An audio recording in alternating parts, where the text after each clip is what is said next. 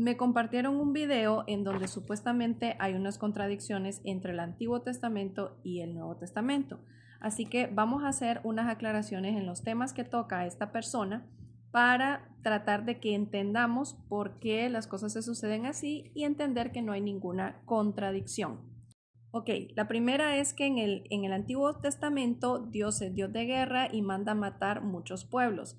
Y en el Nuevo Testamento Dios es amor para los humanos y etcétera, etcétera. Ok, lo primero es que ustedes tienen que investigar contra quién eran estas guerras. Por ejemplo, cuando se mandó a exterminar a los amalecitas, resulta que aquí habían descendientes de Nefilim, porque la mamá de Amalek venía de los hórreos, los cuales estaban emparentados con los gigantes, que son los descendientes igual de los Nefilim. Por lo tanto, se estaba tratando de una sociedad aberrante que no era el plan de Dios, porque el plan de Dios tenía otros genes que no implicaba la mezcla con los ángeles caídos. Por eso ustedes pueden leer en otras partes de la Biblia en donde también Dios perdona muchas cosas de su pueblo el que Él creó. La siguiente es que Dios en el Antiguo Testamento prohíbe el sacrificio de hijos, pero en el Nuevo Testamento Él sacrifica a su hijo. Y hace referencia a Deuteronomio 12. En una parte, en 12:29, explica: cuando Yahvé tu Dios haya exterminado las naciones del país en que vas a entrar y las hayas desalojado, te establecerás en su tierra. Pero ten cuidado, no sea que esa gente siga siendo para ti una trampa después que la hayas destruido. No mires a sus dioses ni preguntes por ellos. No digas: ¿cómo servía esta gente a sus dioses? ¿No debo yo hacer lo mismo? No puedes honrar a Yahvé tu Dios con las mismas prácticas que esas naciones, ya que hicieron para sus dioses todo lo que Yahvé aborrece, e incluso quemaron a sus hijas e hijas en honor de ellos. Aquí Dios le dice: no sacrificio de niños, porque Dios jamás le va a pedir a su pueblo que sacrifique a sus hijos y mucho menos que imite lo que hacen dioses paganos. Pero esto no contradice el sacrificio de Jesucristo, ya que en el mismo Antiguo Testamento, en Isaías 53, nosotros vemos 53:5. Mas él herido fue por nuestras rebeliones, molido por nuestros pecados. El castigo de nuestra paz fue sobre él, y por sus llagas fuimos curados. ¿Por qué Dios no pide castigo de hijos, que maten a sus hijos y se lo entreguen a él? Porque él ya tiene un mandato anterior: crecer y multiplicarse. Por lo tanto, no se puede contradecir ahí mismo. En el mismo Antiguo Testamento habla de la profecía de que el Hijo de él va a ser entregado para el perdón de nuestros pecados. Por lo tanto, en el mismo Antiguo Testamento está prediciendo lo que Jesús va a hacer en el Nuevo Testamento. La tercera es la ley del ojo por ojo y el diente por diente. En el Antiguo Testamento está la ley de Tailón, pero esta ley es una ley para los jueces, para las personas que van a evaluar cómo fueron las cosas, e incluso te pide testigos para luego ejercer la ley. No es una ley de venganza, no es una ley de lo que me haces a mí te lo voy a hacer a ti, no. Es una ley para presentar en los juzgados. Y luego, esto lo encuentran en Deuteronomio 19:11, pero luego lo que dice esta persona que se contradice es que en Lucas 6:27 al 32 dice: al que te hiere en una mejilla, preséntale también la otra. Y aquí la explicación es que culturalmente, cuando alguien te golpeaba la mejilla, lo hacía con el dorso de la mano derecha y te golpeaba, ¿no? Pero cuando le presentabas la otra, tenía que hacer una de dos: o golpearte con la misma palma derecha, lo cual se consideraba que le decías a la otra persona: te considero mi igual. Y eso no lo podían hacer, porque al haberlo golpeado con esta, le estaban diciendo que lo consideraban inferior. Y no podían usar la izquierda porque se consideraba impura. Entonces, en realidad era un jaque mate el que le estaban haciendo para parar la violencia. Y estamos hablando de enfrentamientos menores de persona a persona. No estamos hablando de cosas que vas a llevar a la justicia a pagar ojo por ojo, diente por diente. Estamos hablando de las relaciones entre personas comunes que no llegan a ser un delito que está bajo la ley, sino a disminuir esa violencia de te pego y me pegas, porque esa ley no era por ahí, era para los tribunales.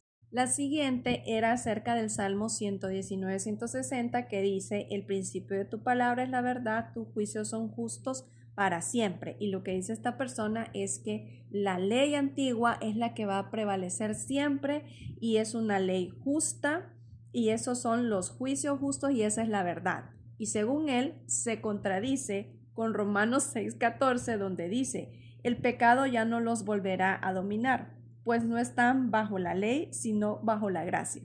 Para explicarles esto, las leyes de Dios siempre y su palabra siempre y su justicia siempre se va a cumplir porque es la justicia de Dios. Pero ¿qué significa que ya no estamos bajo la ley, sino bajo la gracia?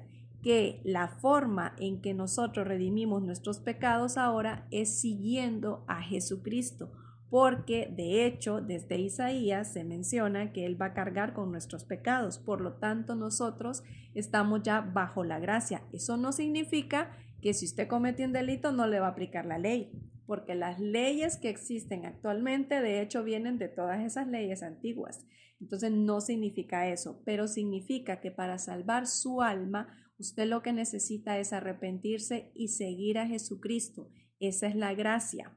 Antes, para salvar el alma, supuestamente antes de Jesucristo, aquí sí, no supuestamente, antes de Jesucristo, se exigía exactamente el cumplimiento de la ley, incluyendo los sacrificios de becerros, todos.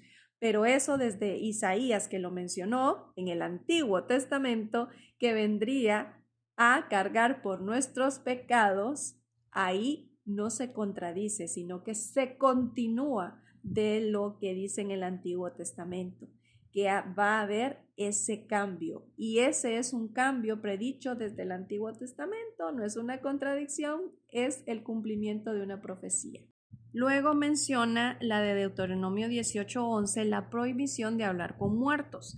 Y dice, que no se haya nadie que se dedique a supersticiones o consulte los espíritus, que no se halle ningún adivino o quien pregunte a los muertos.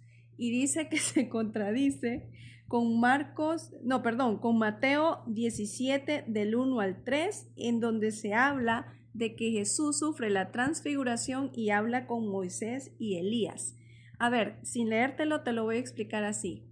Moisés y Elías no están muertos, están vivos en el cielo. Fueron profetas. No sé si captas la diferencia, ¿ok? De rango. Bueno, lo voy a dejar ahí. Esa me pareció como que se la sacó de ningún lado. Luego habla de pedir cuentas sobre la persona y las generaciones y dice que se contradice con Juan 9:1-3, que ya lo vamos a leer. Lo de las generaciones está en Éxodo 25, donde dice, no te postres ante dioses ni les sirvas, porque yo, Yahvé tu Dios, soy un Dios celoso. Yo pido cuentas a hijos, nietos y bisnietos por la maldad de sus padres que no me quisieron. Pero me muestro favorable hasta 1000 generaciones con los que me aman y observan mis mandamientos. Ahora vamos a ver con la que la compara, que dice que se contradice. Juan 9 del 1 al 3. Al pasar Jesús vio a un hombre que era ciego de nacimiento. Sus discípulos le preguntaron, Maestro, ¿quién ha pecado para que esté ciego? ¿Él o sus padres? Aquí no está diciendo, no está aboliendo lo que dice anteriormente. Ellos están preguntando, ¿quién pecó? ¿Él o sus padres? O sea, están viendo siempre lo que mencionamos anteriormente en Éxodo, ¿verdad? Pero Jesús le dice, o sea, hay una tercera causa de por qué te pase algo, una enfermedad.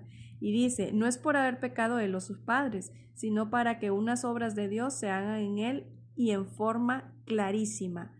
Y aquí es porque le devuelve la vista para que se cumpla la palabra de Dios de ese gran milagro, o sea, para que vean que Dios tiene ese gran poder.